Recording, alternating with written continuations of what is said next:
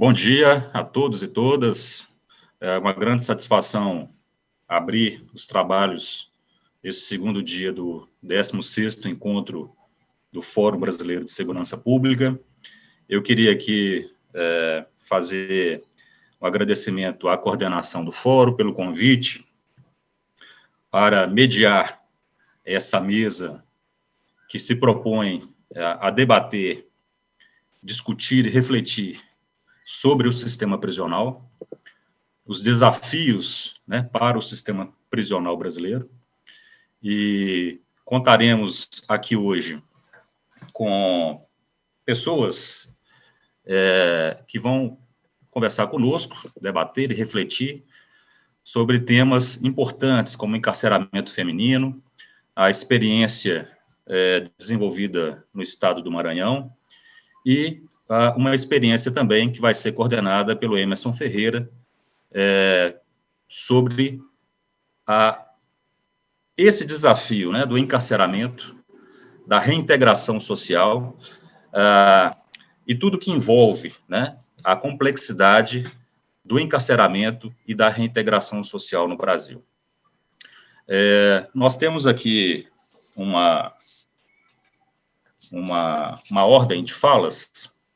Nós definimos, vamos ouvir primeiramente o Murilo Andrade, com a experiência do estado do Maranhão. Eu queria aqui, brevemente, Murilo, com a sua permissão, fazer aqui a leitura breve do seu currículo.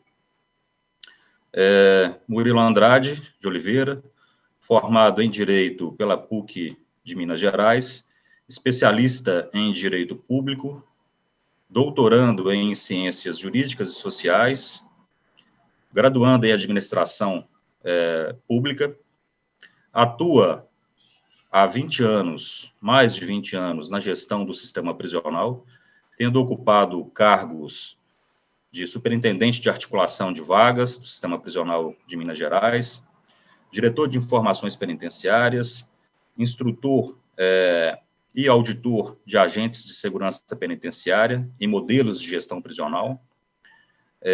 Murilo também é professor universitário, possui diversos cursos na área prisional, publicações também relativos ao sistema prisional e sistema PAC, e atualmente é o titular da Secretaria de Estado de Administração Prisional do Estado do Maranhão. Também é presidente do Conselho Nacional de Secretários de Estado de Justiça, Cidadania, Direitos Humanos e Administração Penitenciária. Então, é importante ouvirmos, primeiramente, o Murilo e a experiência do Maranhão, e também a experiência que o Murilo acumulou ao longo dessa trajetória, aqui em Minas também, para que a gente faça esse contraponto, né?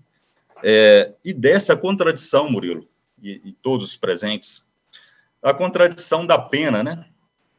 Tem um jurista alemão, o Jhering, que viveu no século XVIII, e ele falava que a pena, a história da pena, é a história de sua constante abolição. E isso é uma verdade, né? Essa é uma máxima que nós convivemos. Nós estamos sempre dialogando e refletindo sobre a pena, sobre a prisão, e, de outro lado, também pensando e refletindo sobre como acabar com a prisão, sobre alternativas à prisão, né? Falando e refletindo sempre que a prisão não reintegra, não ressocializa, que muitas vezes ela deturpa mentalidades, perfis. Aqueles que adentram a prisão, por vezes, saem piores do que quando entraram.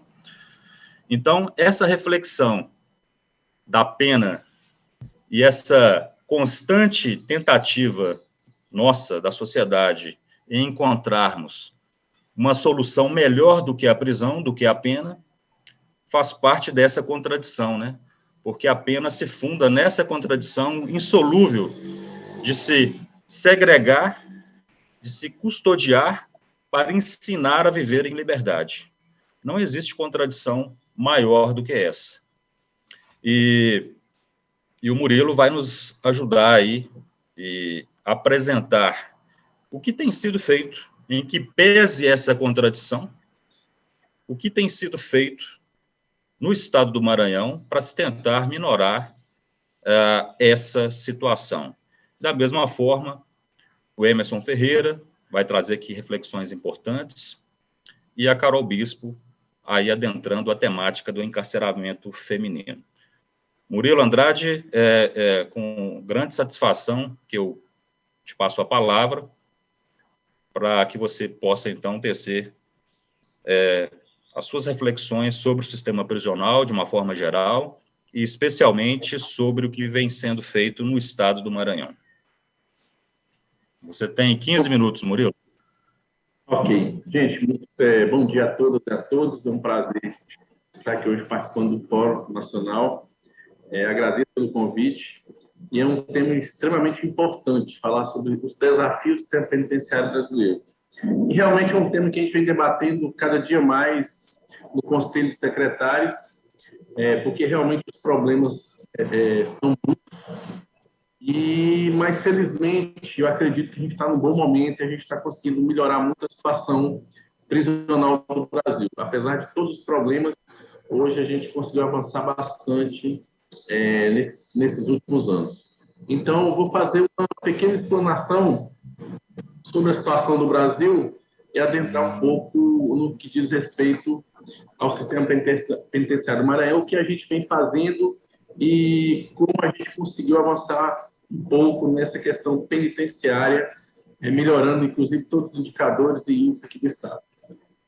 Podem colocar, por favor, a apresentação?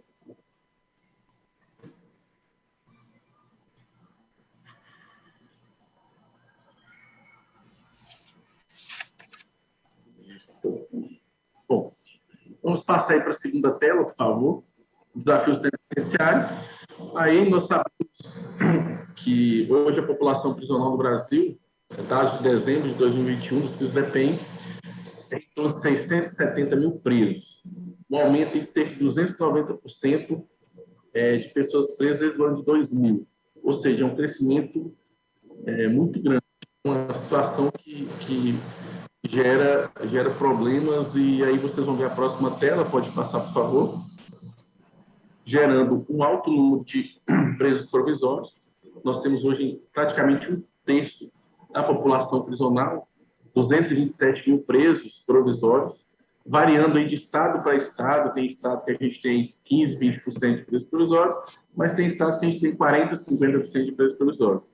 E temos um déficit carcerário hoje no Brasil em torno de 200 mil presos. Ou seja, um problema, já começamos aí com um primeiro problema, um primeiro desafio que na realidade, dois desafios, né? Diminuir a questão dos presos provisórios e também diminuir o número de vagas no Brasil. Pode passar, por favor.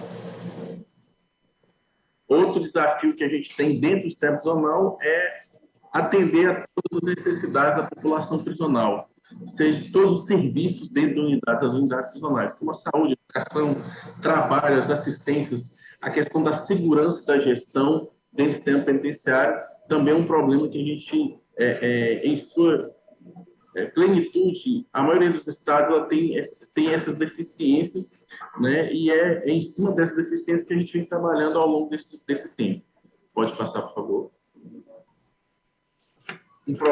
Outro desafio que a gente tem aí, já na educação dentro do sistema penitenciário, é a baixa escolaridade das pessoas presas. Então, já entrando aqui na questão da educação, esse é um dos problemas que a gente enfrenta e vem enfrentando a nível nacional, mas que também a gente vem combatendo, e aí eu vou mostrar depois para vocês como a gente vem fazendo isso hoje. Então, nós temos a necessidade de ofertas dos níveis e modalidades de alfabetização, ensino fundamental, ensino médio, ensino superior e profissionalização dentro do sistema prisional.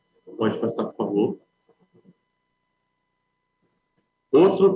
Outra lacuna que nós temos no sistema penitenciário, que a gente tem que avançar mais, já estamos avançando bastante, é a questão do trabalho no sistema prisional. Nós temos hoje, em média, hoje no Brasil, então 19% de presos em atividade de trabalho, Temos que melhorar a nossa articulação perante a sociedade, perante os empresários, o próprio Estado com as demais secretarias, os demais órgãos, né? E também precisamos de mais investimentos para estruturar melhor essa questão da profissionalização dentro do sistema penitenciário. Passa, por favor.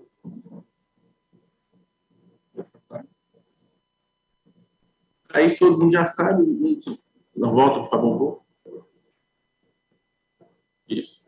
Todo mundo já sabe, nós temos um grande desafio na área de segurança, e não é segredo para ninguém, que nós temos a questão da presença de organizações criminosas. A gente tem que lidar com isso dentro das unidades prisionais.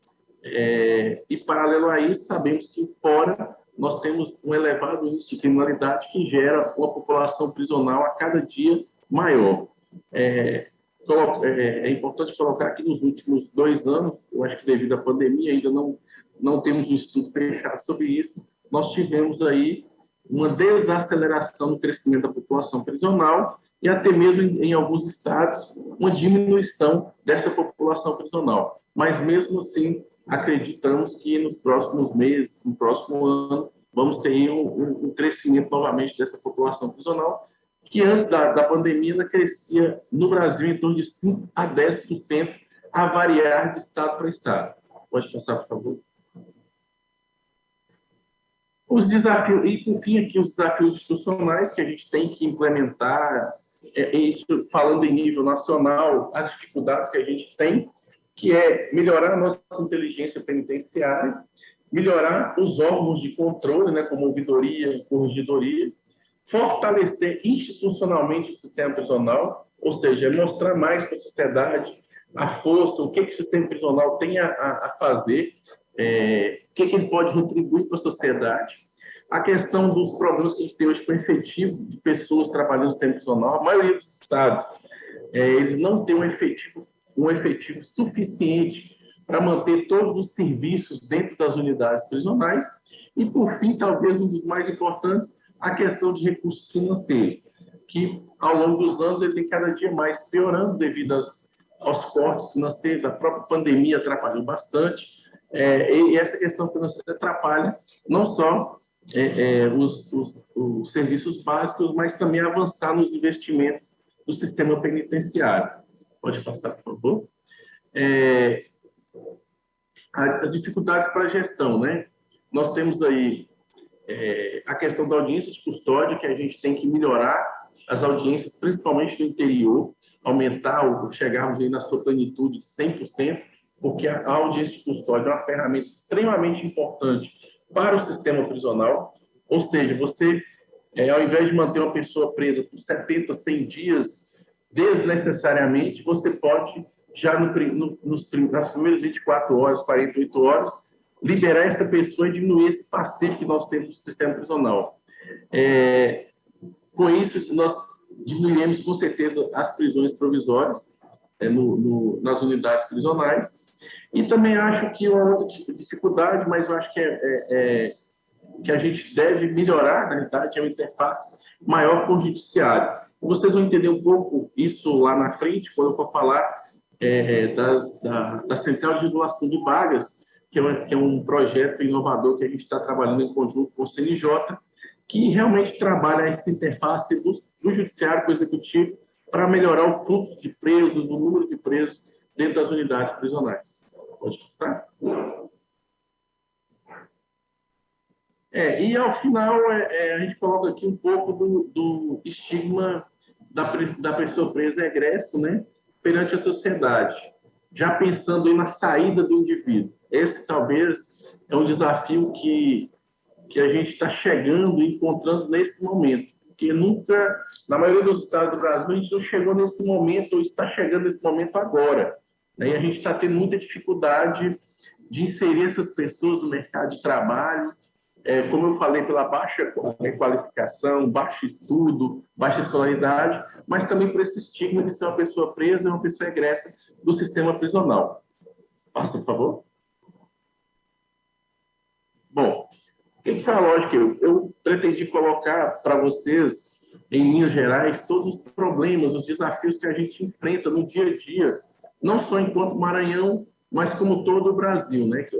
Questões relacionadas ao número de vagas, questões relacionadas ao número de presos, relacionadas aos serviços e, principalmente, educação e trabalho, que, Rodrigo, nós pegamos como pilares para o sistema prisional. A gente entende que a ideia de trabalhar o indivíduo dentro das unidades prisionais, a gente tem que focar como pilar do sistema prisional a educação e o trabalho. E todos os outros serviços são serviços que darão apoio para a elevação da escolaridade e para a qualificação dessas pessoas. Porque a gente entende que o tempo que ele vai passar nas unidades prisionais, ele tem que se qualificar, ele tem que elevar a sua escolaridade para retornar à sociedade e buscar aí o emprego e não voltar a cometer novos delitos.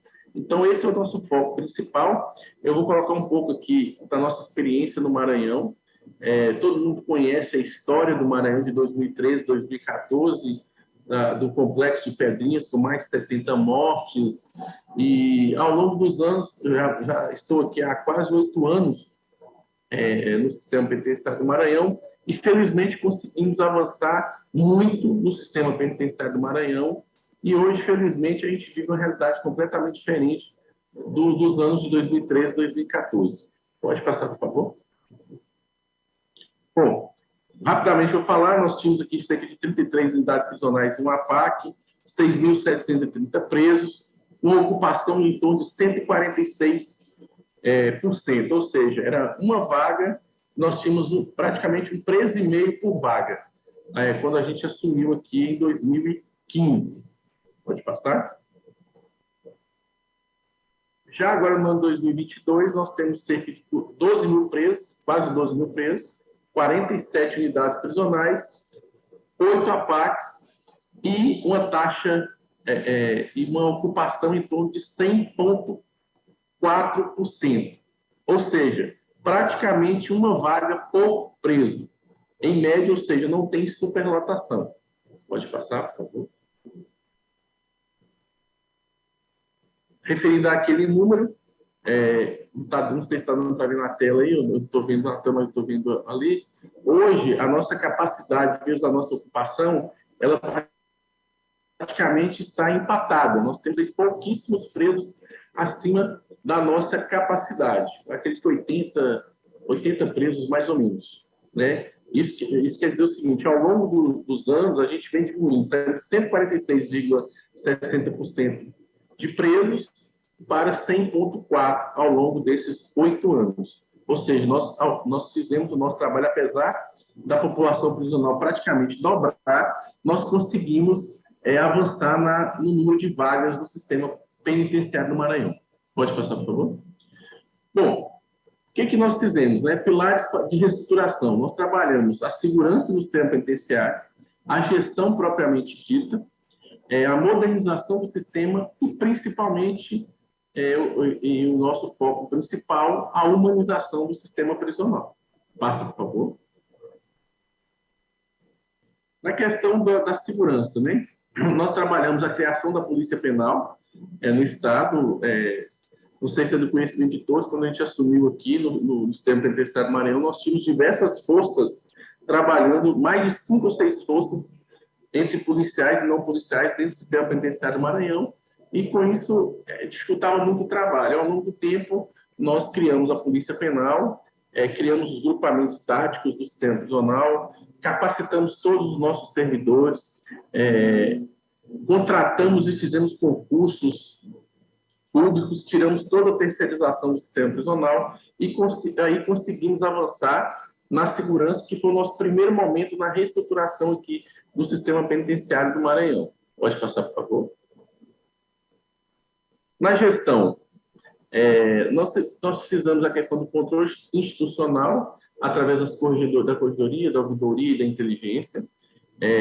Criamos áreas que gerou um controle maior, que a gente chama aqui de portarias unificadas nas unidades prisionais, em que a gente tem um controle das unidades maiores. Criamos galpões para atividades laborais e educacionais, para que a gente avançasse na questão da humanização, e um fator primordial, que foi a padronização de todos os procedimentos do sistema prisional, tudo isso escrito em manual de rotinas. E essas rotinas são padronizadas em todas as unidades prisionais. Pode passar, por favor. No quesito modernização, a gente criou o GESPEN, que é o Programa de Gestão Penitenciária, em que a gente controla, através de indicadores e metas, todos os números do sistema penitenciário.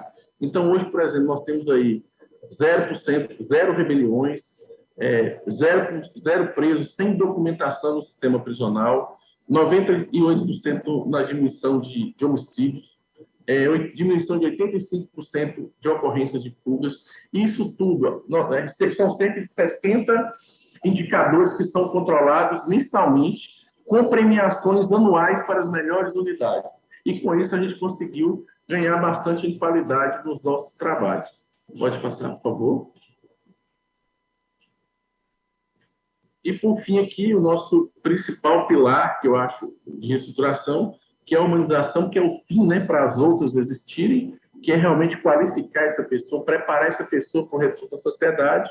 Então, hoje nós temos aí uma média de 69% de internos inseridos em atividades laborais, 0% de presos analfabetos no sistema prisional do Maranhão. Aumentamos em cerca de 11.000% internos em atividades educacionais, desde 2014 até agora. Pode passar? Pode passar. Levamos para dentro do sistema prisional, criamos, na realidade, no sistema prisional, que a gente chama de AD prisional, que é o ensino formal à distância, que é um projeto piloto que está sendo implantado hoje no Maranhão, mas que será implantado em todo o Brasil, através do Departamento Penitenciário Nacional. Temos cerca de mais de 127 mil certificados em atividades educacionais desde 2018, mais de 100 salas de aula nas nossas unidades prisionais, mais de 50 laboratórios de informática. Por que falar disso tudo? Porque é importante notar que a gente focou em educação e trabalho, ou seja, construímos locais para ambientes de trabalho e de educação e investimos em salas de aula e laboratórios de informática. Isso tudo para avançarmos nesse quesito educação e trabalho. Pode passar?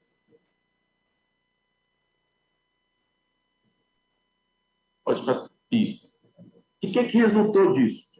Bom, resultou que o Maranhão hoje, com todo esse investimento em educação e trabalho, nós somos o primeiro lugar no Brasil em ambos. Em todos os estados da federação, nós temos o maior número de presos trabalhando, o maior número de presos estudando do Brasil.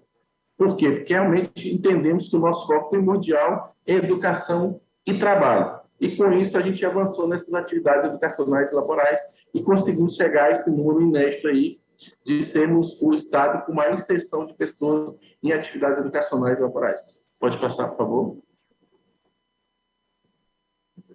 Só a título aí de curiosidade, coloquei um prêmio que a gente ganhou da CLP, pela questão do GESPEN, né, que é Gestão Penitenciária. Nós ganhamos esse prêmio ano passado.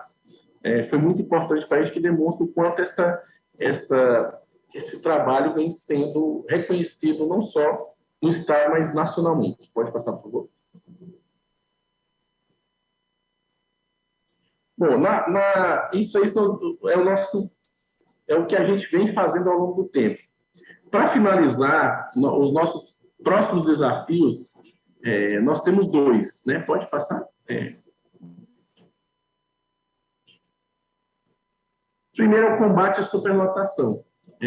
Com isso, a gente está trabalhando um piloto com o Tribunal de Justiça do Maranhão e com o CNJ, que é a implementação da Central de Regulação de Vagas, que é um projeto piloto no Brasil. O Maranhão está iniciando aqui, dando certo, será implementado em todos os estados. O que isso quer dizer? É o controle em conjunto do Executivo e do Judiciário do número de presos por juízo criminal, por vara criminal.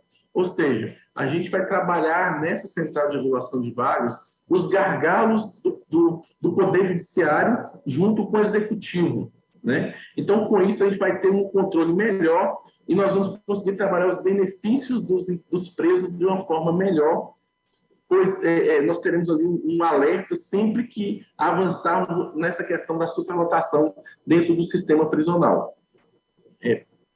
Pode passar.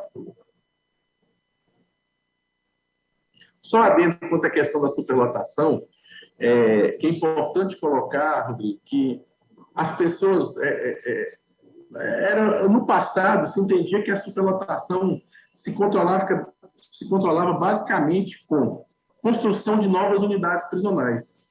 E a ideia nossa, no presente, aí já um entendimento com o CNJ, com o tribunal e com os demais órgãos de execução, é que se controla a superlotação de 3 formas. Primeiro, é construindo vagas realmente, porque a população prisional vem crescendo, isso é fato. Mas agora nós temos outros 2 pontos que a gente entende que é salutar para que a gente consiga diminuir a superlotação.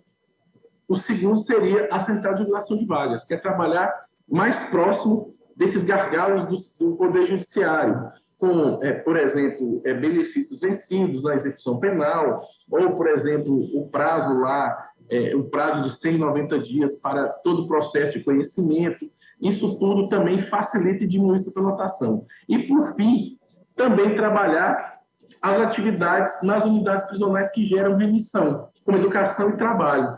A educação e trabalho gerando remissão, ela gera rotatividade de pessoas presas. Então, a pessoa diminui a pena, ela sai mais rápido e diminui a superlotação. Então, hoje, nós trabalhamos com essas 3 ações dentro do sistema prisional para diminuir a superpopulação prisional. Pode passar.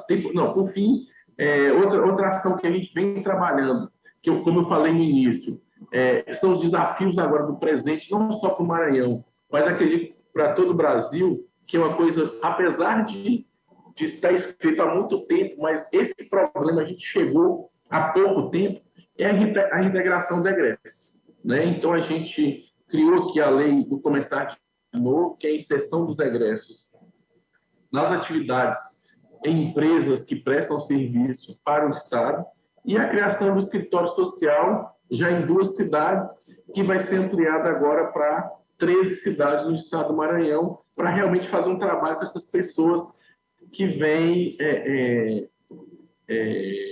saindo do sistema prisional. Então, basicamente, eu quis mostrar um pouco do retrato do trabalho que a gente vem fazendo hoje aqui no Maranhão e falando, para finalizar, demonstrando que, na minha opinião, se a gente tiver investimento, boa vontade e gestão, a gente consegue realmente mudar um pouco da realidade do sistema prisional. Ontem, inclusive, tivemos uma reunião dos secretários de administração penitenciária e já trabalhamos em forma ampla em todos os estados, já indicadores e metas para que seja feito a nível Brasil, né? Para a gente realmente avaliar e reavaliar o trabalho que a gente vem fazendo. E para que todos tenham conhecimento, hoje é ponto pacífico em todos os estados que o nosso foco principal, não a partir de agora, mas nos últimos anos, vai ser a educação e o trabalho, e com investimentos do próprio Departamento Penitenciário Nacional. Basicamente é isso, gente. Eu agradeço mais uma vez pelo convite e espero ter contribuído aí nessa fala rápida, mas, porém, demonstrando o trabalho que a gente vem fazendo aqui. Muito obrigado. Obrigado, Murilo. É sempre um prazer te ouvir. Você que tem uma larga experiência na gestão prisional, e é sempre um orgulho para nós falarmos, né, que parte dessa experiência foi construída e conquistada aqui em Minas Gerais. Então, você tem relevantes serviços aí prestados a Minas e agora ao Maranhão. Murilo, só para deixar no ar aqui uma provocação para a sua fala ao final, você colocou aí dos desafios, né, e um deles é a questão da superpopulação carcerária, como diminuir essa superpopulação. E me parece que no seu slide você apontou, você pegou a gestão do Maranhão com 33 unidades, e hoje está com 47, não é isso? Sim. Então foram construídas ou abertas 14 unidades prisionais nesse período de 8 anos? Sim, me parece que é isso, né? Foram assumidas. Isso. Eu vou deixar para você fazer a reflexão ao final, mas é só para fazer essa provocação em relação à superpopulação carcerária. Como que você enfrenta ou enfrentaria a crítica da questão do encarceramento em massa, né? A crítica que é feita por uma corrente importante que debate e discute o sistema prisional, de que quanto mais vagas abertas, mais vagas preenchidas, e isso vira uma espiral sem fim, né? É um ciclo vicioso. E, para isso, nós teríamos que fazer um debate aqui mais ampliado, envolvendo o sistema de justiça, né? O foco principal, a lupa, né, desse sistema de justiça, que muitas vezes é voltada para determinados públicos. Então, como que você enfrentaria essa crítica do encarceramento em massa que o Brasil experimentou aí nas últimas décadas, segundo estudos, inclusive aqui do próprio Fórum Brasileiro de Segurança Pública? Quanto mais vagas abertas, mais vagas preenchidas, isso seria uma espiral sem fim.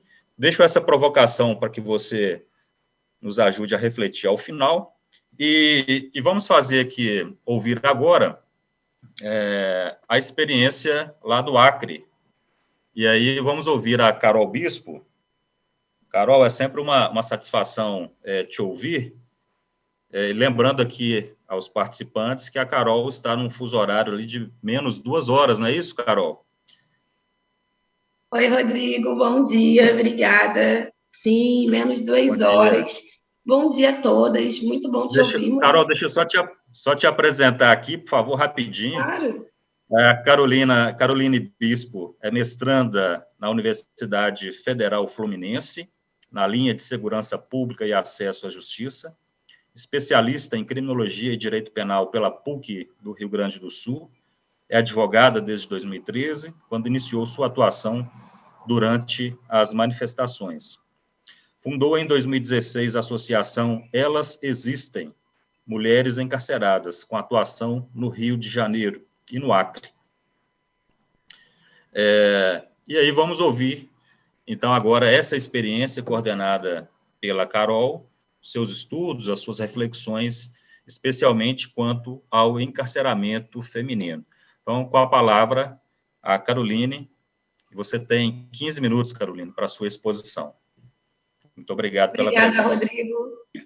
Obrigada, eu sou bem ansiosa, né? Acabei falando em cima de você, mas estamos aí, estamos controlando isso daí. Bom dia a todos que estão aí me ouvindo. Bom dia, Murilo. Bom dia, Emerson. É sempre muito bom dividir a mesa com você. Gente, eu era fã do Emerson desde antes de conhecer, né? Quando eu li sobre reflexões, e aí eu ficava lá mandando mensagenzinha, e quando encontrei o Emerson, eu falei, oi, sou sua fã, porque eu acho que é muito importante a gente estar sempre também respaldando e também ressaltando as pessoas que vêm antes da gente, mas muito mais do que vem antes da gente, que faz um trabalho o qual a gente faz, que o nosso trabalho é invisibilizado constantemente. E aí eu vou já começar por aí para puxar a minha fala, de começar falando sobre segurança pública. Eu vou falar da Elas Existem e pode ficar tranquilo, eu vou usar 16 minutos, na verdade, não vou usar 15, porque aí eu consigo me controlar melhor olhando aqui o horário, e aí eu faço a contabilização melhor.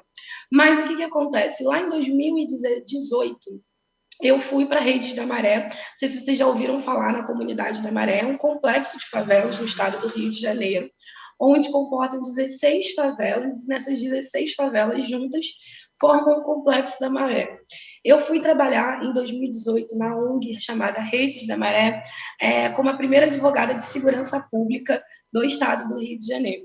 E a primeira questão que a gente sempre falava é que segurança pública, ela não é somente sobre morte, sobre operação policial. A segurança pública, ela vai para muito além do que isso. A segurança pública, ela vem também para falar da falta de saneamento básico, da educação. São vários fatores que são envolvidos com a segurança pública.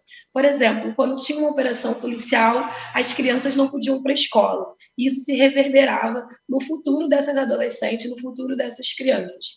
Foi comprovado que em 3 anos, os jovens na Maré, por exemplo, ficaram 60 dias sem aula, numa contabilização de 3 anos. 60 dias sem aula é muita coisa. Então, assim, é muito importante quando a gente fala de segurança pública, a gente ter esse olhar mais amplo. E aí o Rodrigo, quando me apresentou, ele falou sobre o trabalho que eu estou fazendo aqui no Acre. Mas eu acho que é importante eu estar sintonizando vocês um pouquinho o que é Elas Existem, como hoje a Elas Existem está atuando em 5 pontos do Brasil. Gente, desculpa, um caminhão gigante, mas é isso. A Elas Existem, ela começou lá em 2016, no estado do Rio de Janeiro, quando a gente ouviu o primeiro relatório sobre mulheres e meninas em privação de liberdade naquele estado. A gente obteve a informação que no ano de 2014, o número de mulheres encarceradas no estado do Rio de Janeiro passou de 1.183 para 4.290 mulheres. Isso em um ano. Assim como o relatório do Infopem, o primeiro relatório que foi divulgado em 2015, com 2015, com dados escolhidos em 2014, ele trouxe a informação que o Brasil ele tinha aumentado em 500% o número de mulheres encarceradas. Então, a gente para analisar que, no ano de 2000, existiam 5.000 mulheres encarceradas no Brasil. No ano de 2014, esse número ele salta para 42.000 mulheres encarceradas. Então, naquele momento, a gente tomou um choque porque quando a gente fala de mulheres e cárcere, a gente não está falando só daquelas privadas de liberdade. A gente está falando também de todas aquelas que, de alguma maneira, elas são também afetadas por esse sistema de justiça criminal. Então, a gente está falando daquelas que estão lá dentro, daquelas que vão visitar os seus maridos, daquelas que vão visitar os seus irmãos e daquelas que precisam ficar aqui do lado de fora cuidando do filho daquelas que estão lá dentro. Então, quando a gente para analisar o quantitativo de mulheres efetivamente afetada pelo sistema de justiça criminal, ele é muito maior do que esse número daquelas que estão encarceradas. Então, é extremamente a gente observar e falar da necessidade de contribuir para a visibilidade da discussão de gênero, de raça e de classe. Porque a gente sabe exatamente quem são as pessoas que estão dentro do sistema prisional. A gente sabe exatamente o perfil dessas pessoas que se encontram dentro do sistema de justiça criminal.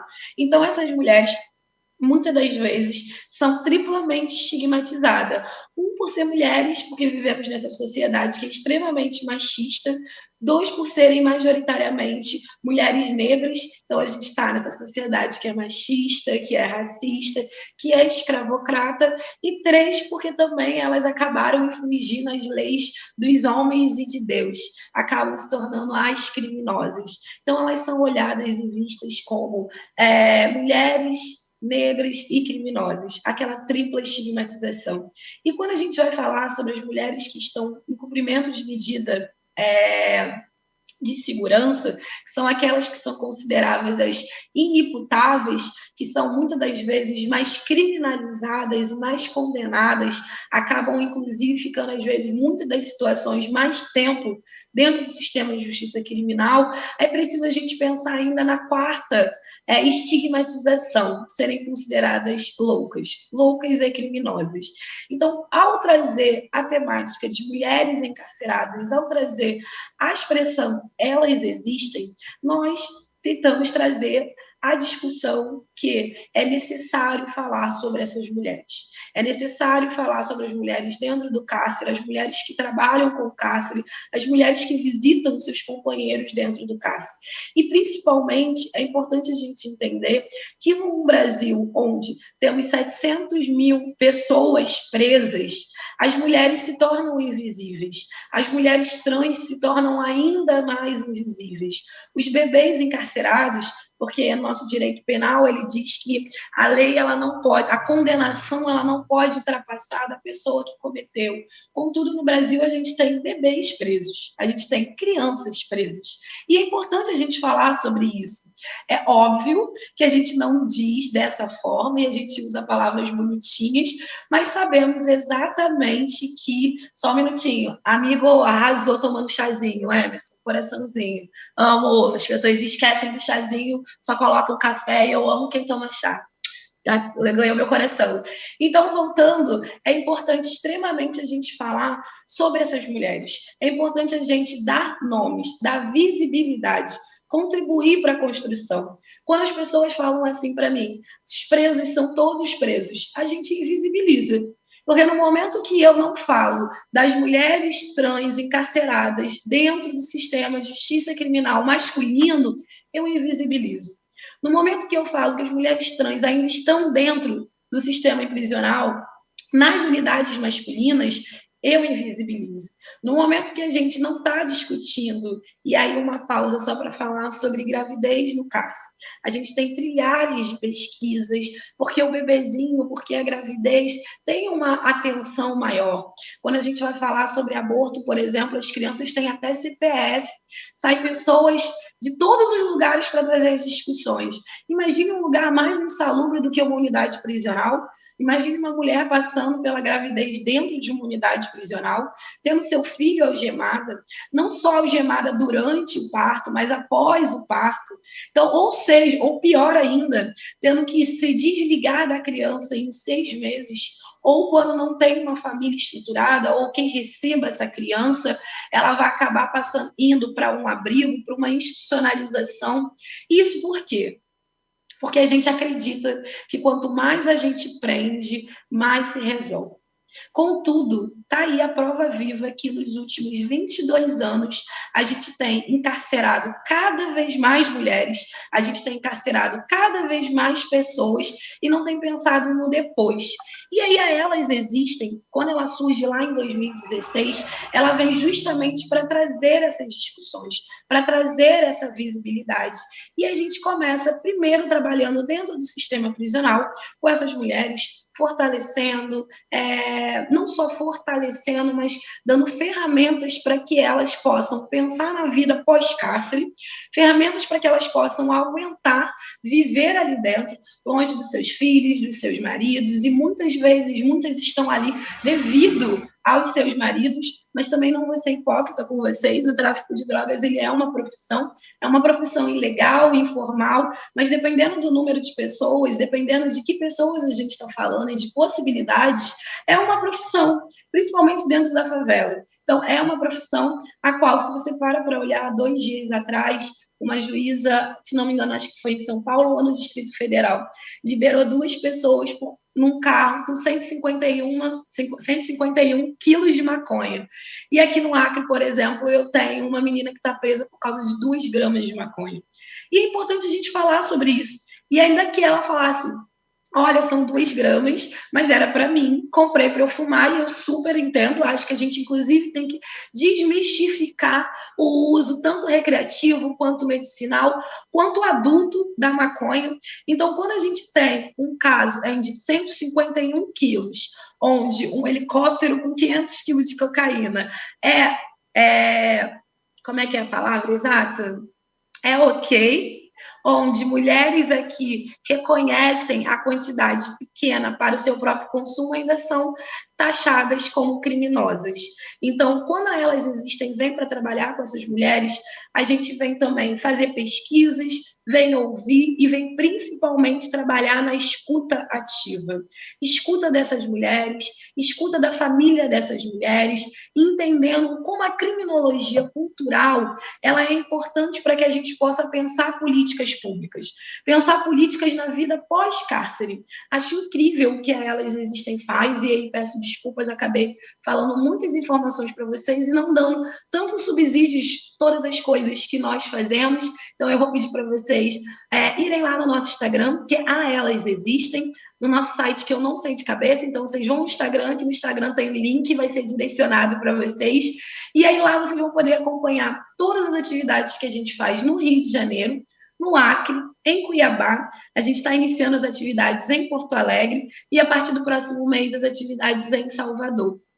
Acho incrível estar em 5 estados, acho incrível trazer esse olhar, mas acho necessário a gente discutir, porque não tem que ser um grupo da sociedade civil que tem que trabalhar com isso. Isso é uma discussão que é uma discussão geral, isso é uma discussão que está posta, que vem surgindo já há anos, que tem se aumentado há anos. Nos outros países, o número de encarceramento ele tem descido. Já o Brasil ele tem avançado. E isso é importante ser falado. E é mais importante ainda a gente observar que muitas dessas mulheres, ou elas estão mortas ou encarceradas, seja pela fome, seja pela operação policial, seja pelo machismo, seja pelo racismo, ou seja, principalmente pela falta de possibilidades, falta de instrumentalização.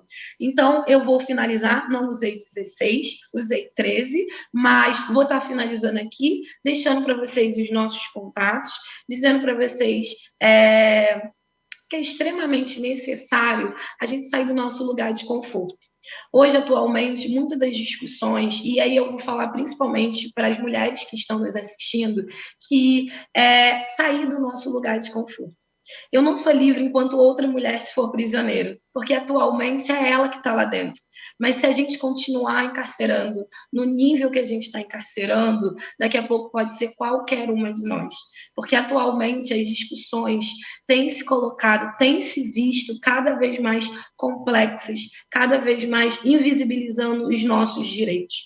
Então eu espero, de todo o meu coração, que nós mulheres criminólogas não sejamos convidadas para falar só sobre mulheres, mas que a gente possa falar sobre políticas, sobre política pública e principalmente sobre vida pós-cárcere. E aí eu já estou pedindo desculpas, porque eu vou ter que sair um pouquinho antes, vou ficar na fala do Emerson, mas infelizmente assim que ele acabar, vou tentar ficar alguns minutinhos, mas vou ter que sair. E aí, com a provocação que o Rodrigo fez para o Murilo, me lembrou que lá em 2016, a primeira vez que eu quis entrar no mestrado, sou mestranda, estou indo para o PhD, mas não gosto muito da academia, eu sou do trabalho de base mesmo, porque eu acho que os dois têm que andar juntos, mas lá em 2016, o meu primeiro projeto de pesquisa foi exatamente sobre isso. Quanto mais vaga a gente cria, mais a gente encarcera, porque a gente tem a falsa sensação de que não está todo mundo dentro dessas vagas. Então, se eu dou mais vaga, eu tenho que preencher mais essas vagas.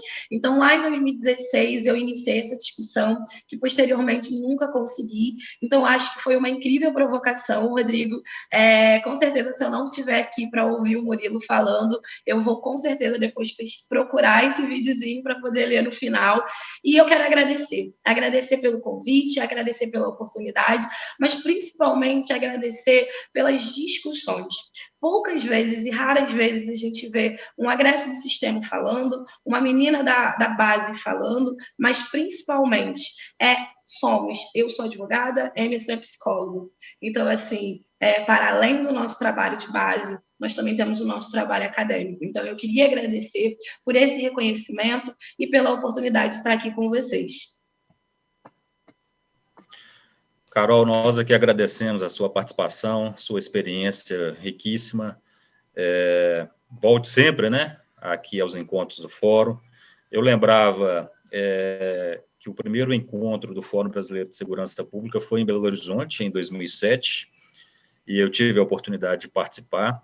E sempre nos encontros do Fórum, a coordenação tem o cuidado, né, de pontuar e apontar a necessidade da discussão sobre o sistema prisional. Não se discute segurança pública sem se discutir sistema prisional e toda a complexidade que envolve essa temática, né? E o encarceramento feminino faz parte dessa discussão e precisamos mesmo dar maior visibilidade a essa questão.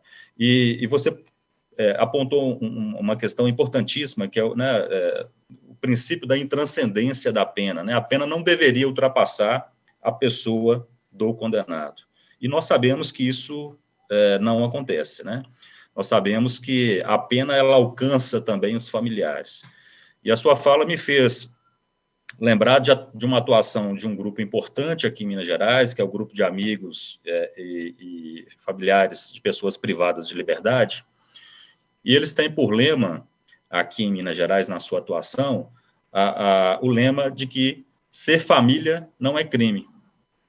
E nós sabemos que, muitas vezes, essas mulheres que adentram o sistema prisional, que vão ao sistema prisional visitar os seus familiares que estão cumprindo pena, são tratadas como criminosas, né? Desde a entrada, desde o processo de credenciamento, a desconfiança que existe em relação a essas mulheres, que elas estão levando, que elas poderiam estar levando, né? Procedimentos invasivos que são realizados nos corpos dessas mulheres que entram no sistema prisional nas visitas, muitas vezes são tratadas como criminosas, né? E aí nós precisamos de fazer essa reflexão, precisamos de pontuar de maneira ainda mais contundente de que ser familiar não é crime, e que essas mulheres e esses familiares não podem ser tratados como criminosos, né, se submetendo a procedimentos cada vez mais invasivos quando vão adentrar ao sistema prisional. Então, muito importante a sua fala. Te agradecemos muito pela participação aqui nesse encontro do fórum, e se você puder continuar conosco, será muito bem-vinda. Se não, fica aqui já os nossos agradecimentos. Vamos ouvir agora o Emerson,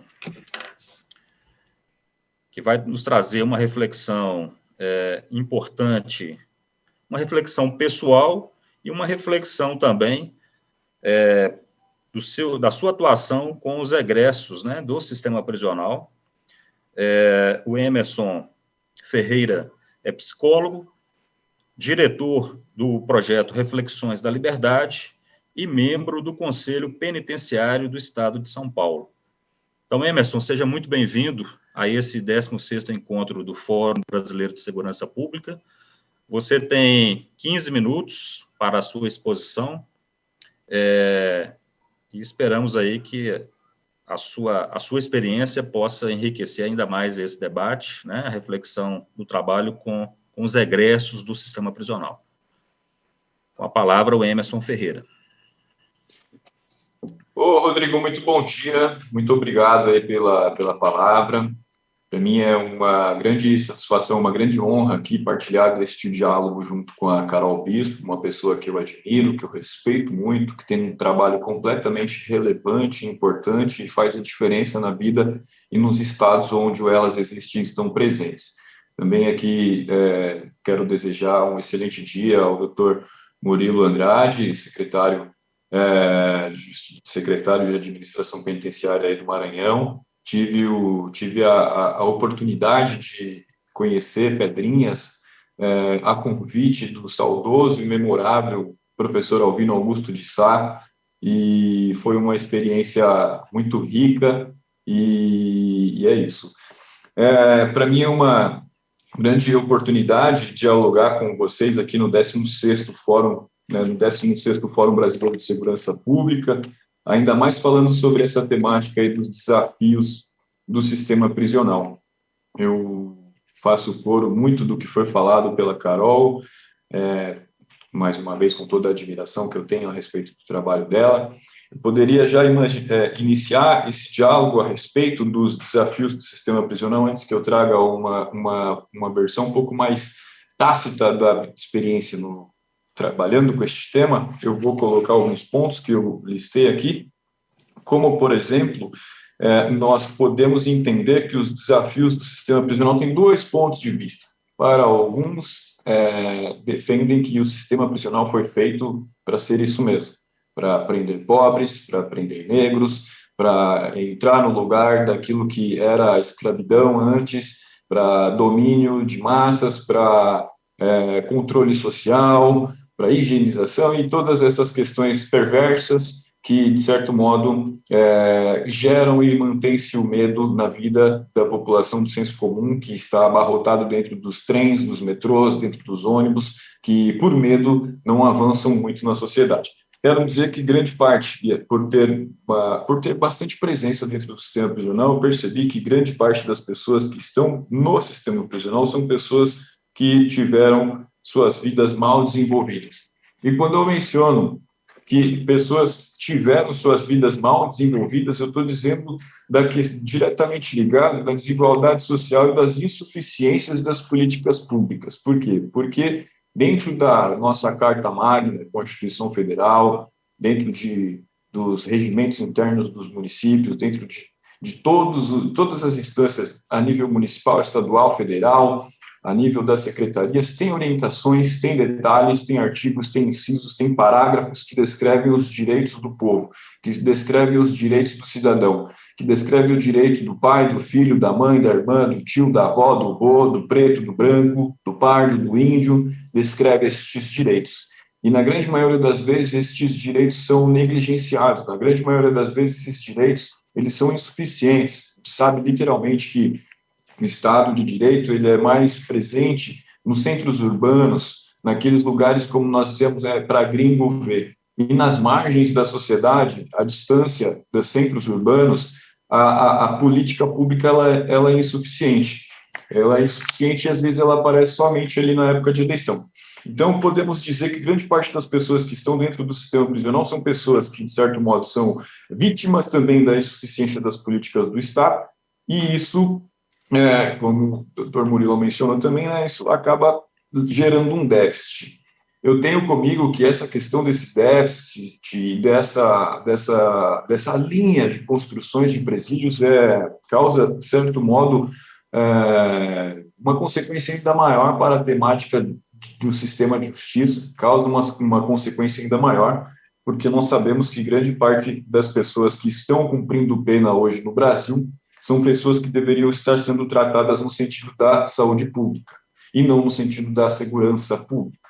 Grande parte das pessoas que cumprem penas são pessoas que descontrolaram no uso de drogas, são pessoas que cometeram pequenos furtos, às vezes, literalmente para consumo próprio, assim, no sentido de comida e outras questões mais, mas também grande parte das pessoas que são tidas como traficantes foram usuários de drogas, descontrolaram, cometeram pequenos furtos e estão hoje cumprindo pena nos presídios aí no Brasil, espalhadamente, por tráfico. Diferentemente, essas pessoas poderiam serem atendidas, né, e serem respaldadas no âmbito da saúde pública.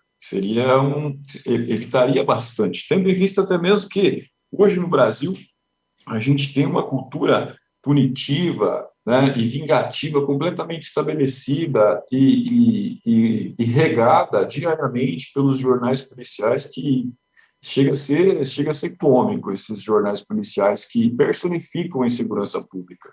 Um cara faz um furto de pedestre, isso é completamente pífio. No mundo da criminalidade, isso é pífio. Cara, essas pessoas, quando chegam na prisão, elas assim, não são tidas como criminosos, como bandidos. Essas pessoas descontrolaram, roubar pedestre, furtar pedestre, isso não é bom.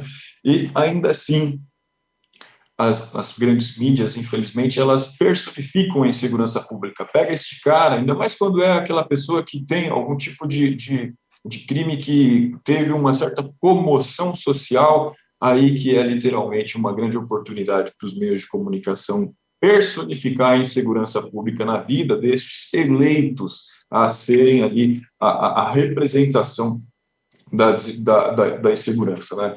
Eu tenho comigo que um dos outros também desafios do sistema prisional é o preconceito, né? A nossa sociedade ainda ela não está preparada para dialogar sobre essas temáticas de sistema de justiça criminal, ainda se tem como tabu, ainda se tem, de certo modo, como um tema distante e que, de forma bastante clichê, ele é repetido, ele não é aprofundado. Este tema, a gente percebe e está perto de pessoas que literalmente pensam a temática, que são inovadores sobre a temática, que tem ações e apontamentos e resultado, como a Carol, por exemplo, elas existem, que melhoram a temática, mas nós sabemos que o senso comum não tem o tempo para se apropriar das consequências do sistema prisional brasileiro.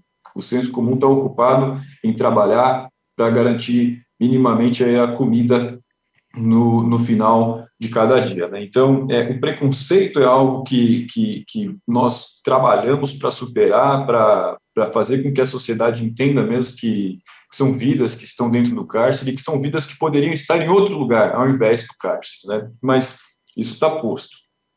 Tenho comigo também, fruto do trabalho que realizo, fruto de estar próximo das unidades prisionais, de estar presente em unidades prisionais.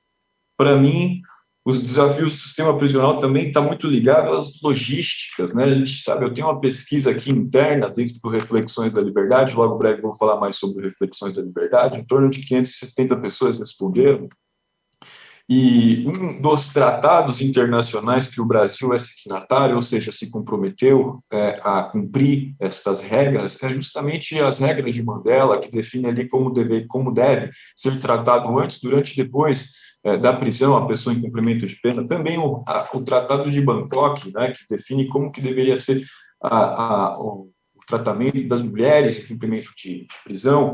E uma das perguntas é justamente sobre a distância onde a pessoa cumpriu pena. Então, tem pessoas, a grande maioria, posso abrir essa pesquisa aqui agora, mas mais de 70% eles responderam que ficaram a mais de 400 quilômetros distantes dos seus lares. Então, isso é só um exemplo de que deveria estar perto, deveria cumprir pena o mais próximo possível dos seus lares, mas ficam distantes a nível de 400 quilômetros, a grande maioria em outra cidade. Então, eu menciono que a questão logística, ela é uma logística que merece um pensamento, uma atenção, quanto que é gasto para manter essas pessoas no limbo, quanto que se gasta na pasta de segurança pública, na pasta dos estados, quanto que se gasta para manter essas pessoas distantes do progresso de vida. Então, eu estou assim, apenas pincelando alguns temas mesmo, porque nós poderíamos aprofundar aqui em qualquer um deles para falar e chegando a ponto da propositura, da proposta, de pelo menos 3 ações que venham superar isso. Tenho visto também que um dos grandes pontos, e aí que está ligado ao cumprimento de pena, é a individualização da pena, é o acompanhamento do indivíduo quando chega no cárcere. E isso, de certo modo, é muito precário também, porque a gente sabe que hoje, por exemplo, tem lá a equipe técnica social, quando tem, né, o psicólogo, o assistente social, deveria ser já de entrada, ou seja, para a individualização da pena, o psicólogo já deveria aparecer na vida dessas pessoas em cumprimento de pena já logo na chegada. E isso não acontece. O que acontece é um exame criminológico para concessão de benefício. Então, a pessoa já cumpriu um certo ponto, um certo período da pena, e na hora que ela está prestes a ter uma progressão de regime, está mais perto da liberdade, está mais perto da rua, aí aparece o psicólogo que nunca conversou com ela no cumprimento de pena para entender como é que está a cabeça dessa pessoa, né? Como é que está a vida dessa pessoa cumprindo pena, aí o psicólogo vem para colocar ali um exame criminológico para ver se essa pessoa está apta a ir para a rua. Então, são muitos desafios do sistema prisional. Nós poderíamos aqui, com muita tranquilidade, em conjunto aqui, fazer lista dos top 100 desafios do sistema prisional. Tenho certeza que nós sairemos aqui com velocidade, elencando pelo menos 100, assim, 100 que o senso comum iria entender, né? 100 que o senso comum iria entender. Meu tempo já está se esgotando, 3 minutos e 25 aqui, mas eu quero dizer que o meu lugar de fala, eu hoje sou psicólogo, sou membro do Conselho Penitenciário, estou registrado também à Faculdade de Direito da USP, né, ao Departamento de Direito Penal, Medicina Forense e Criminologia da Faculdade de Direito, lá na coordenação em conjunto do GEDUC, e hoje sou um estudante da temática. Nos últimos 10 anos eu venho trabalhando com essa temática, crio Reflexões da Liberdade, que dissemina a cultura de paz e desenvolve competências socioemocionais em escolas, empresas e prisões. Nosso trabalho é somente evitar que o jovem vá para a prisão e ajudar quem saiu da prisão não voltar para ela. Então, com equipe técnica social, psicólogo, advogado, assistente social, comida, capacitação profissional, capacitação pessoal, com atendimento individualizado. A gente tem alguns projetos, como, por exemplo, Justiça Climática, que começa a se rodar agora neste último semestre, que é capacitar as pessoas em cumprimento de pena e também os egressos para aprenderem a instalar placas de energia solar. Justiça climática. Então, essas pessoas que estão acostumadas a trabalhar, acostumadas não, né, que são direcionadas para trabalhar na enxada, em trabalhos que são, às vezes, um pouco maçantes, a gente quer capacitar essas pessoas para que elas tenham dignidade e que tenham bastante recursos para poder desenvolver sua vida e suas comunidades. Temos pesquisas e algumas questões mais, mas como eu mencionei, o meu lugar de fala Hoje eu tenho 34 anos, com este humilde currículo que o Rodrigo apresentou, mas eu já vivi também no cárcere, já passei 5 anos da minha vida no interior de um cárcere, cumprindo pena por tráfico e associação entre 2008 e 2012, final de 2012, e eu percebi que eu era uma pessoa já socializada. Escolher essa vida foi justamente porque eu percebia que a desigualdade, o rico e pobre, era muito distante. Comecei minha vida trabalhando, mas busquei um atalho, posso assim dizer, tive várias consequências na busca desse atalho, muitos aprendizados, percebi muitas possibilidades também dos dois níveis, a nível de crime e a nível de melhorar a minha vida também, e resolvi largar o crime em prol dos estudos, resolvi largar a criminalidade em favor da leitura. Comecei a ver, né, no primeiro ano, 6 meses em cumprimento de pena, eu ainda estava envolvido com a criminalidade. Depois disso, eu vi todo o período, mais uns 3 anos, lendo livros. Isso foi muito bom para mim. Eu percebi que eu poderia fazer algo melhor da minha vida. Percebi que era muito fácil eu sair da prisão e voltar para a prisão. E os trabalhos antes do cárcere, os trabalhos antes do crime, foram favoráveis para que eu pudesse entender que eu era uma pessoa já socializada, eu já era uma pessoa inserida, já era uma pessoa integrada. Eu não poderia deixar a minha vida escorrer para sombras a nível de investir o tempo da minha vida totalmente, exclusivamente na criminalidade. Então, eu hoje me percebo uma pessoa completamente atuante, e pelos feedbacks que nós temos aqui com a nossa equipe, com os 500, nesse último ano, 570 atendidos, o nosso trabalho tem tido bastante resultado. A gente tem estruturado ações para cooperar. Acabou o meu tempo, vou adicionar mais um minuto aqui com a autorização do Rodrigo, se pode, para concluir. Pode fechar, Emerson. 1 minuto para fechar. Maravilha. Então, como eu mencionei, nós temos percebido o quanto de eficácia o nosso trabalho tem gerado. Nosso trabalho, neste último ano, atendeu 570 pessoas, entre egressos e famílias, 70% de egressos, 30% de familiares. Agora, até o final desse ano, a gente vai fazer uma publicação de um relatório sobre o resultado deste nosso trabalho. A gente tem muita tranquilidade e processos e fluxos para receber as pessoas que saem do sistema prisional, acolher, treinar, triar e direcionar essas pessoas a ter autonomia de vida. Então, nós queremos e estamos à disposição para cooperar com os estados. Aqui em São Paulo tem uma parceria com a Secretaria de Administração Penitenciária. Nós temos muitas ações aqui. Nós estamos fazendo o nosso trabalho aqui no quintal de casa, no sentido de estar ainda em São Paulo, por ser o lugar onde eu vivi, onde essa história aconteceu, mas já juntando insumos e aprendizados para poder cooperar com os estados da federação. Então, muito obrigado pela oportunidade. Para mim é uma honra, uma alegria cooperar, compartilhar com todos vocês e eu ouvir as reflexões da liberdade. Estou mega à disposição. Muito obrigado mais uma vez. Nós aqui agradecemos, Emerson, a sua exposição, as suas reflexões e provocações, né? Certamente são questões aí para serem pensadas, refletidas por aqueles que militam, né, que laboram com a temática do sistema prisional. Vamos passar aqui já rapidamente as perguntas, e a primeira delas, Murilo, eu vou te endereçar, e você pode até aproveitar a oportunidade para também responder aquela primeira questão que eu te coloquei, porque é uma pergunta aqui que envolve penas alternativas. A pergunta é do Christian Carlos de Souza Mendes. O Christian coloca a seguinte questão: gostaria de perguntar sobre o uso das penas alternativas.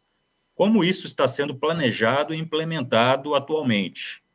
Quais as dificuldades operacionais? E aí envolve a questão que eu coloquei, que é a questão das alternativas penais, do encarceramento em massa, né? E de uma reflexão que deve ser compartilhada com outros poderes, né? Com o Ministério Público, com o sistema de persecução penal de uma forma geral. O sistema prisional só acolhe, nós sabemos disso, né? Por trás existe toda uma cadeia, né, de instituições e de acontecimentos que vão desembocar nesse sistema. Mas eu passo a palavra ao Murilo para a resposta. Penas alternativas no Maranhão, Murilo. Vamos lá, Rodrigo. Primeiro, a sua fala lá da questão da superlotação da prisão de forma descontrolada, né? Eu penso que a questão da prisão tem que ser... Você tem que avaliar muito se realmente em determinado local, estado... Eu acho que é o ideal fazer por estado. Você tem um nível de aprisionamento alto ou baixo, né? Quais são as variáveis que você deve visualizar?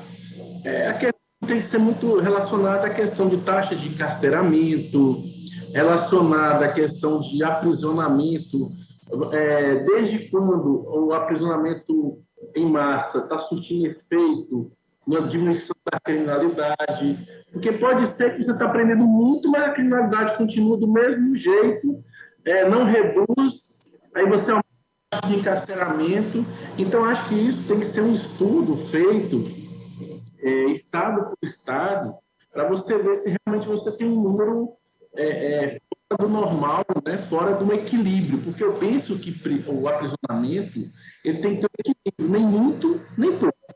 Não adianta a gente tentar achar que não ter prisão vai resolver o problema, mas também achar que prender todo mundo vai ser a solução do problema, que também não vai ser.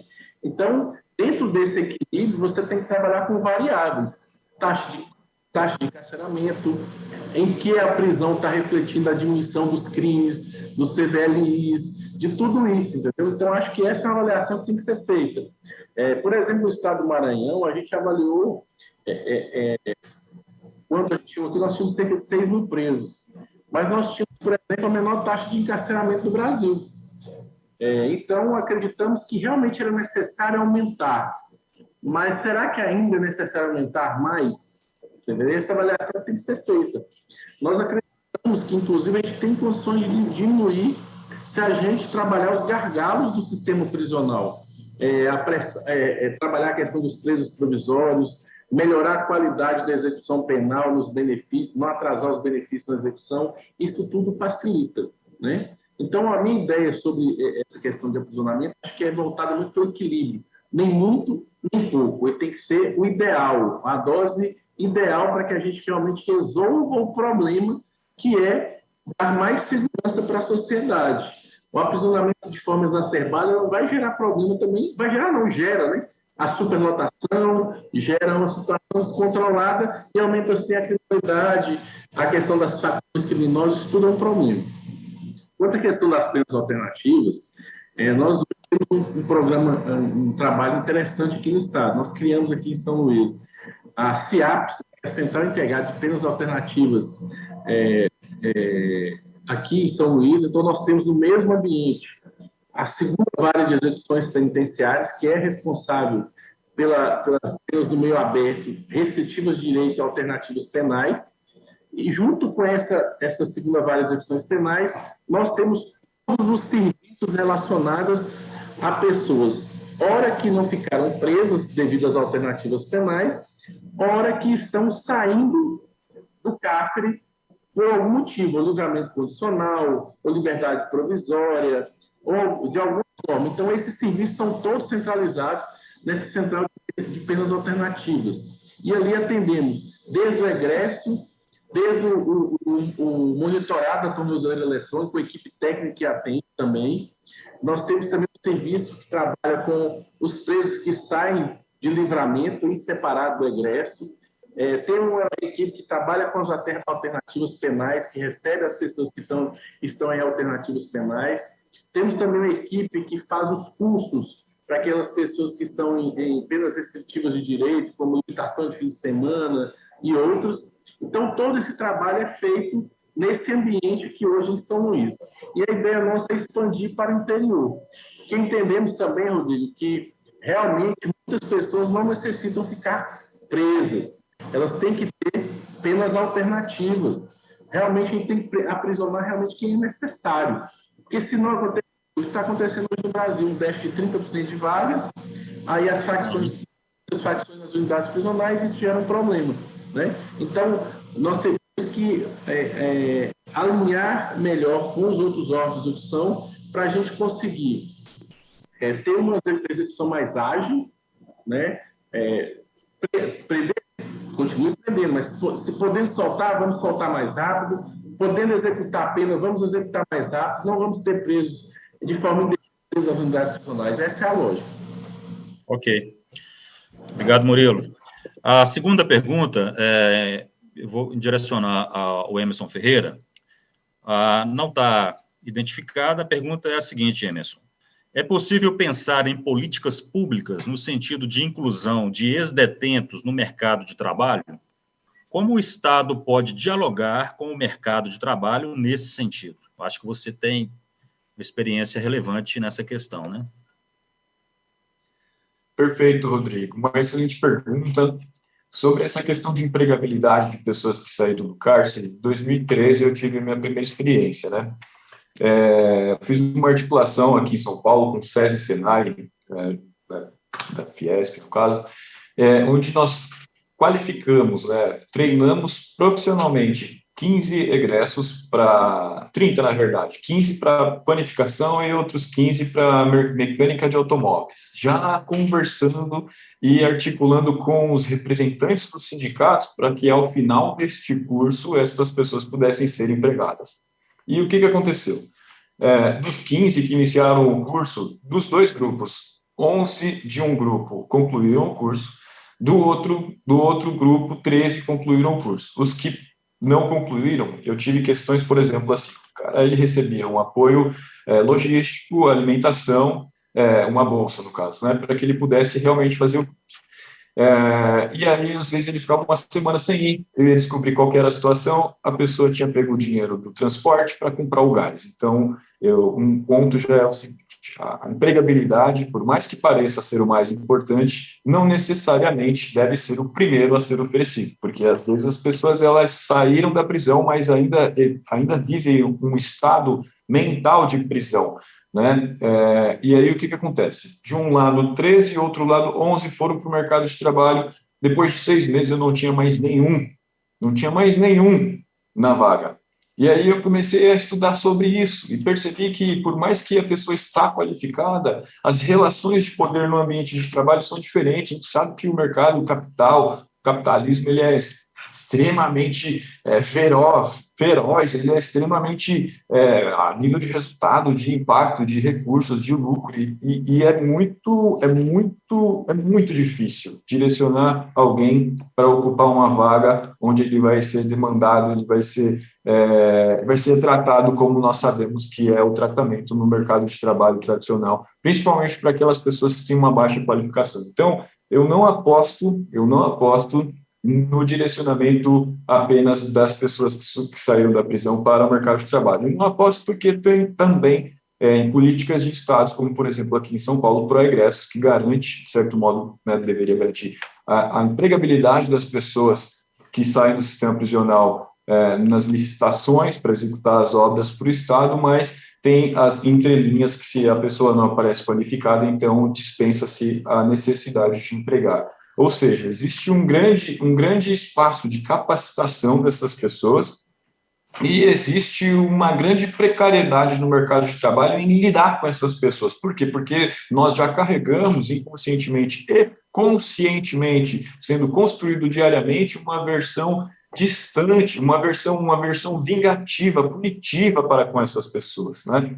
E isso é muito complicado. Então, nós não apostamos nisso. E o que o Reflexões da Liberdade tem criado para superar isso? Porque nós sabemos que essas pessoas precisam de trabalho. Então, nós estamos gerando postos de trabalho, como, por exemplo, justiça climática.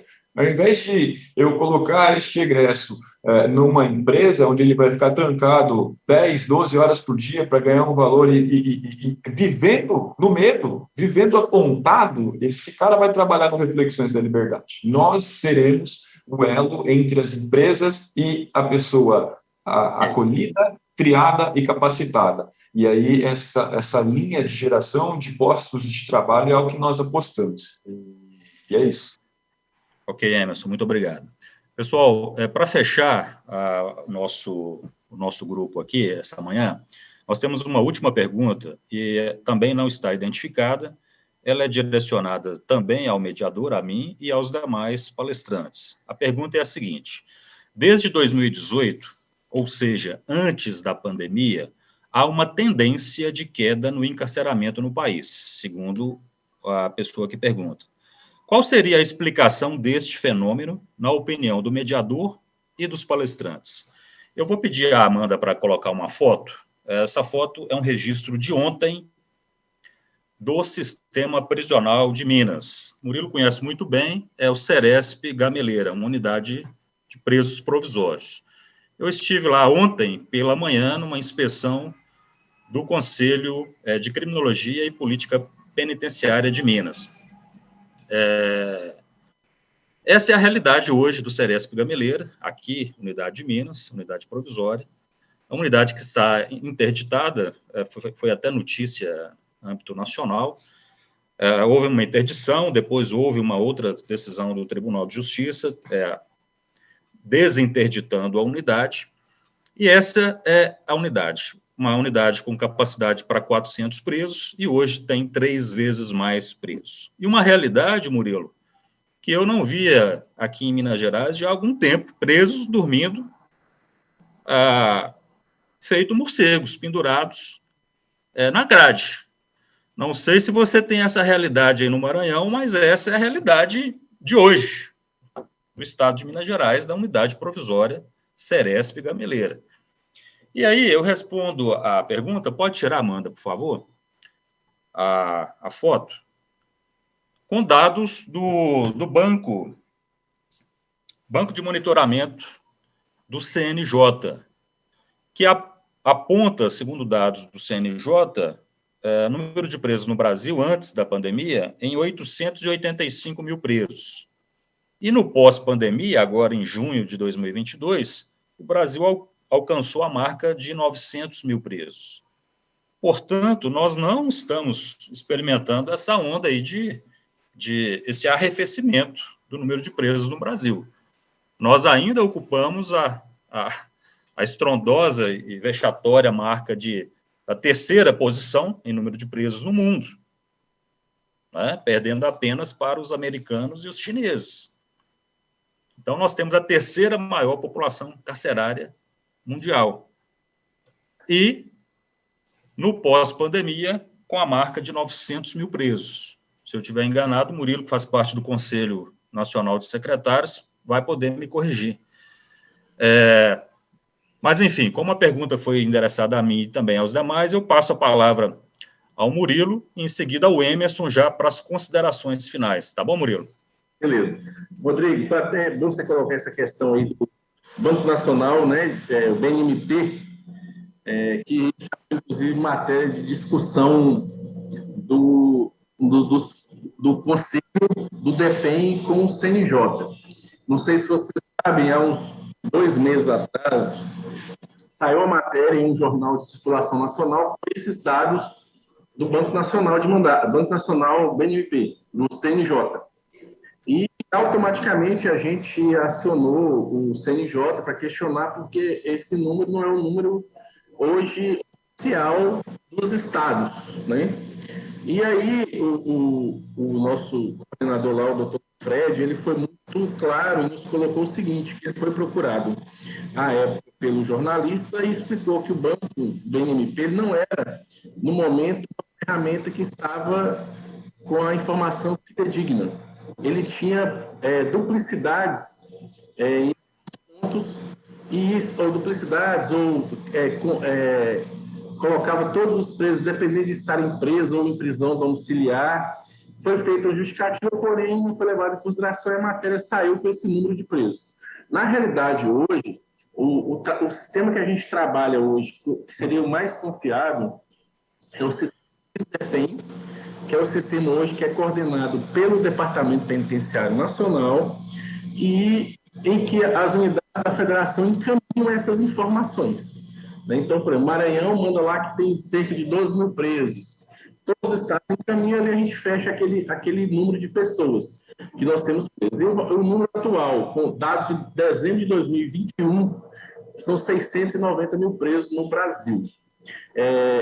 Falando pelo Maranhão, a gente entende que houve, sim, uma desaceleração na questão do crescimento de presos nos últimos 2 anos de pandemia.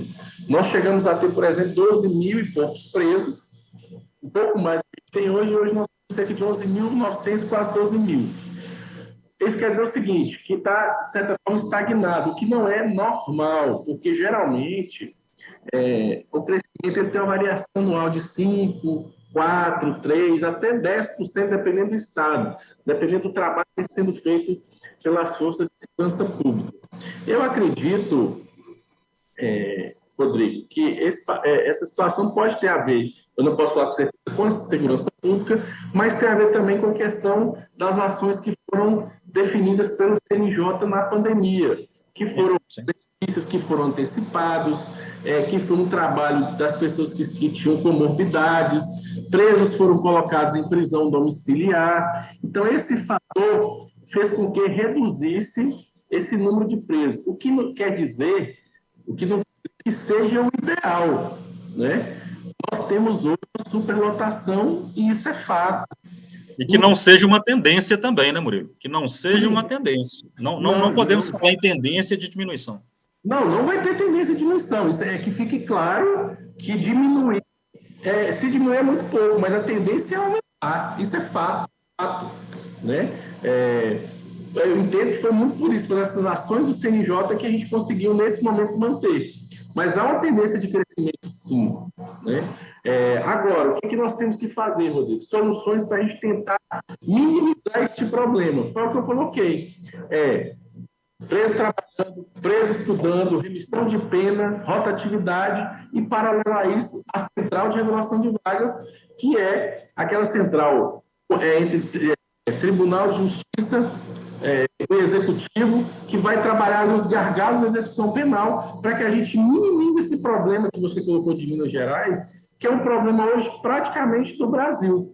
Hoje, em números gerais, Maranhão não tem superlotação, mas pontualmente nós temos unidades cheias e unidades vazias. Hoje a gente trabalha para equiparar essas unidades. E estamos tentando e vamos conseguir. Mas a realidade do Brasil é essa que você colocou aí, essa foto, né? E situações muito piores do que essa de Minas Gerais. Eu te garanto que tem. Entendeu? Okay. Eu queria, por fim, agradecer o convite mais uma vez e nós estamos à disposição aqui no Estado do Maranhão, no Conselho de Secretários, para auxiliar no que for possível. Muito obrigado e bom dia. Emerson, nosso tempo já está esgotado, mas eu vou abrir para você aí 30 segundos para que você possa também fazer uma reflexão em relação a essa questão da desaceleração do encarceramento, enfim, em relação à pergunta. Perfeito.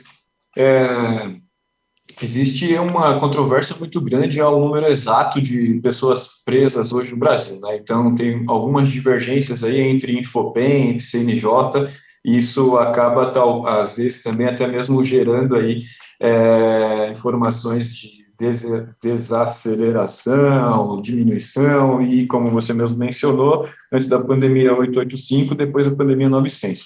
De um modo ou de outro, a gente sabe que tem mais de 40% da população prisional no Brasil que são presos provisórios. Isso representa mais de 300 mil pessoas presas. E se olhando que essas pessoas não têm uma sentença, essas pessoas poderiam, se assim tivesse advogados, já que não tem uma sentença, elas poderiam aguardar em liberdade, já resolveria essa questão do déficit a nível Brasil, né? E uma vez que essas pessoas em cumprimento de pena, se não tem uma superlotação, poderiam usar melhor os espaços das unidades prisionais, mais trabalho, mais estudo. Isso seria o ideal, mas a gente sabe que a gente é experiente, né? A gente é completamente experiente em manter o Brasil neste ranking dos 5, agora o terceiro, e tomara que nós venhamos a cada vez mais distanciar dessa ideia também de público-privada, porque senão, literalmente, entra numa espiral ainda mais terrível, né? Eu tenho comigo que, por mais que por mais que no mundo ideal, 100% da população prisional estudando, 100% da população prisional trabalhando, seria excelente, mas seria muito mais excelente se essas pessoas pudessem estudar e trabalhar em liberdade, porque a vida delas seria o melhor, a vida do lugar, a vida e o ambiente, os territórios de onde essas pessoas saíram, estes territórios se desenvolveriam melhor. Então, Na minha cabeça, nos meus estudos, nas redes que eu participo, eu acredito que o recurso, o dinheiro que se usa para manter as pessoas em condições, às vezes, vou reformular, o dinheiro que é usado para manter as pessoas, assim como o Supremo Tribunal Federal declarou que o sistema prisional brasileiro é o estado de coisas institucionais que viola reiteradamente os direitos fundamentais, esse dinheiro deveria ser usado de uma maneira mais estratégica e mais inteligente para que estas pessoas em liberdade, sabendo transitar nas comunidades, nos becos e vielas, estas pessoas possam ser construtores de uma realidade de Brasil mais favorável, para mim, para cada um dos que nos assistem. Então, é uma questão de ousadia, de inovação, de ver para que lado o mundo está caminhando, para quais as tendências do mundo está caminhando e a gente se preparar para isso. Eu agradeço muito a oportunidade de estar junto aqui com o senhor secretário Murilo, com o Rodrigo, também com a Carolina, que já foi. Muito obrigado aí pela oportunidade de fala aqui neste 16º Fórum Brasileiro de Segurança Pública para falar sobre os desafios do sistema prisional. Eu agradeço imensamente e mantenho à disposição aqui via Reflexões da Liberdade. Pessoal, eu que agradeço a todos, especialmente os nossos palestrantes, a Carol Bispo, a Murilo Andrade e o Emerson Ferreira. Convido a todos para que pesquisem um pouco mais sobre os projetos, sobre as ações desenvolvidas pela Carol, lá com Elas Existem, a experiência do Emerson, Reflexões da Liberdade, e a experiência exitosa desenvolvida lá no estado do Maranhão, a cargo, né, do Murilo Andrade. Faço um convite aqui também a todos em nome da coordenação do fórum. As inscrições para a participação no 16º encontro estão abertas, podem ser feitas através do site do fórum. E gostaria também, apenas para fechar aqui, dizer que nós não tivemos a intenção aqui de esgotar a temática, longe disso, né, muito longe disso. Desafios do sistema prisional são inúmeros, diversos e muito complexos, como foram aqui colocados, mas só de apontarmos, Murilo, essa divergência de números entre o CNJ, Conselho Nacional de Justiça, e Departamento Penitenciário Nacional, eu acho que nós já contribuímos enormemente aqui para o aprofundamento dos debates sobre o sistema prisional. É escandaloso, né, termos divergência de números de presos no Brasil. E falar isso aqui no ambiente do Fórum Brasileiro de Segurança Pública é muito complexo, né?